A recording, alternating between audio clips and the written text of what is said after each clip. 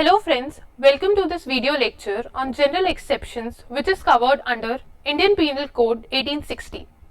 In today's lecture, we will be covering the meaning of general exceptions in Indian Penal Code, objective of general exceptions, the role of burden of proof in general exception and how does it shifts.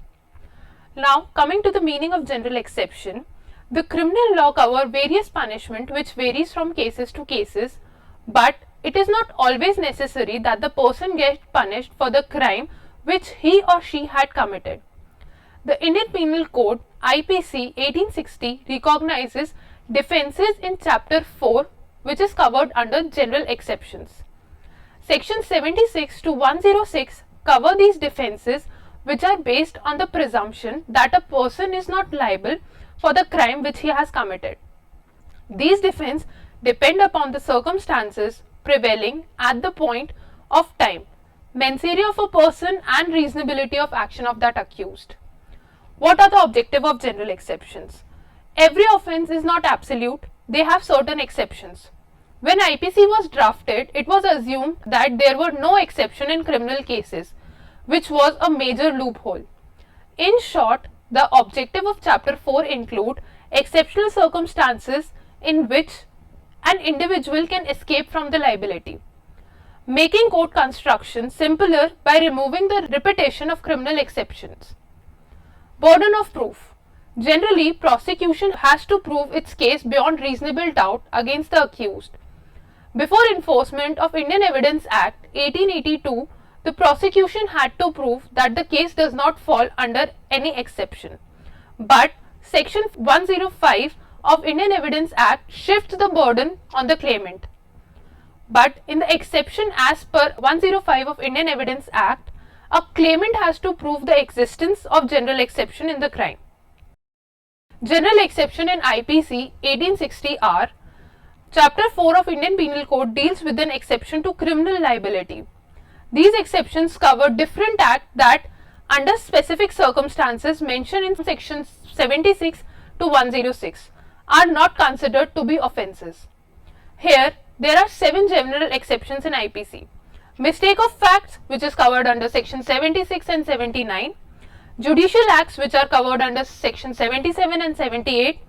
Accident, which is covered under section 80. Absence of criminal intention, which is covered from section 81 to 86 and 92 to 94.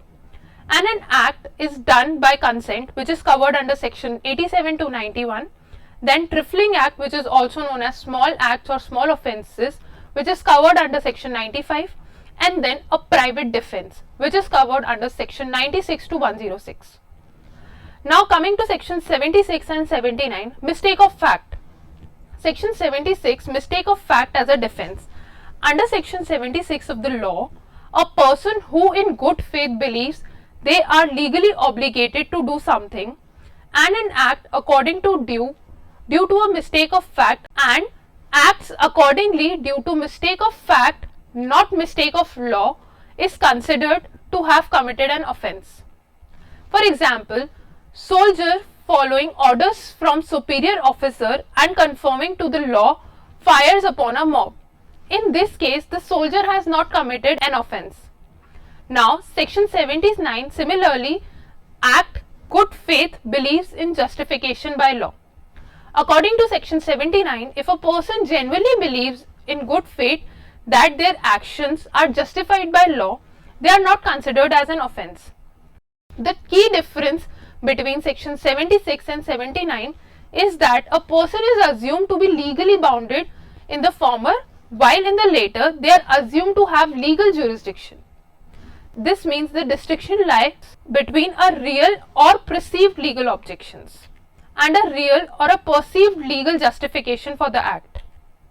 However, both sections require a sincere intention to act in accordance with the law without a guilty mind. Now, coming to section 77 and 78, which cover judicial acts. The second general exception pertains to acts of judges and the courts. According to section 77, any act performed by a judge in the course of their judicial duty, which they genuinely believes in good faith is authorized by law, is not considered an offence. For instance, even if judge mistakenly sentences a person to death, they are not liable for causing someone's death. Whereas section 78 similarly states that an act carried out in accordance with the judgment or order of court of justice, as long as the person involved genuinely believes in good faith that the court has jurisdiction, is not an offence. This means that the executor who carries out hanging of a prisoner based on court's order. Distinction between section 77 and 78. It is important to note that under section 78, the person executing the court's order is protected even if its jurisdiction is questionable. On the other hand, under section 77, the judge must act in their jurisdiction to benefit from the protection. Therefore, a mistake of law can be used as a defense under section 78. Now coming to section 80, accidents. The third general exception deals with the acts committed by accident. According to section 80, no offence is committed when an act is done unintentionally or by misfortune, without criminal intent or knowledge. In the process of carrying out a lawful act, using lawful means in a lawful manner, with the exercise of proper care and caution. Illustrations. Let's say A is working with a hat catch and accidentally the head of the hat catches flies off, killing a person standing nearby. If A took proper caution and there was no negligence, their act is excusable and not considered as an offence. Section 81 to 86 and 92 to 94, absence of criminal intent. Criminal intention refers to the purpose of intention of committing an act prohibited by criminal law without any valid justification or excuse. However, certain acts may appear criminal but are performed without any criminal intent. It is fair that such acts should not be punished since they lack mens rea, which is mental element of criminal responsibility. Absence of criminal intent. There are 7 such acts mentioned in sections 81 to 86 and 92 to 94. An act done to avoid other harm, which is covered in section 81. Act of a child, which is covered in section 82 and 83. Act of lunatic, which are covered under section 84. Act of an intoxicated person, which is covered under section 85 and 86. Bona fide act for another's benefit, which is covered under 92. Communication made in good faith, which is covered under 93, and act done under compulsion or threat, which is covered under section 94. Section 87 to 91 of Indian Penal Code outline the circumstances in which an act done with the victim's consent will be excused or not considered an offence. Consent is a crucial factor that distinguishes between innocence and criminal liability in various situations. Section 95, trifling acts or acts causing slightly harm. This 6th general exception in IPC is laid down in section 95. The exception is based on the principle of de minimis non curat lex, which means that the law does not concern itself with trifles or minor matters. According to section 95, if a person cause harm, even intentionally or knowingly, and that harm is so slight that a person of ordinary sense and temper would not complain about it, then it is not considered an offence. Now we can understand section 95 with an example, like example of trivial acts mentioned in your explanation, such as picking up wafer from another person's plate without permission, lighting one's cigar with someone else's matchbox without consent, light blow given with an umbrella, illustrate the types of act that would fall within the purview of section 95. These acts may technically meet the criteria for an offence, but they are not considered insufficient and not deserving of legal consequences.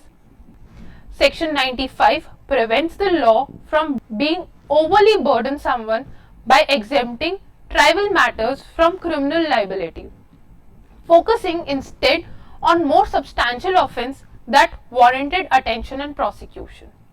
Now coming to the conclusion, the Indian Penal Code provides several general exceptions that safeguards individuals who may have acted under certain circumstances that mitigate or negate criminal liability. The general exceptions in IPC include mistake of fact, judicial acts, accident, absence of criminal intention, act done by consent, trifling acts, and the right of private defense. So, this was all about general exceptions which are covered under chapter 4 from section 76 to 106 of IPC, which included burden of proof as well. I hope the lecture was helpful and your doubts are cleared. Thanks for watching and goodbye.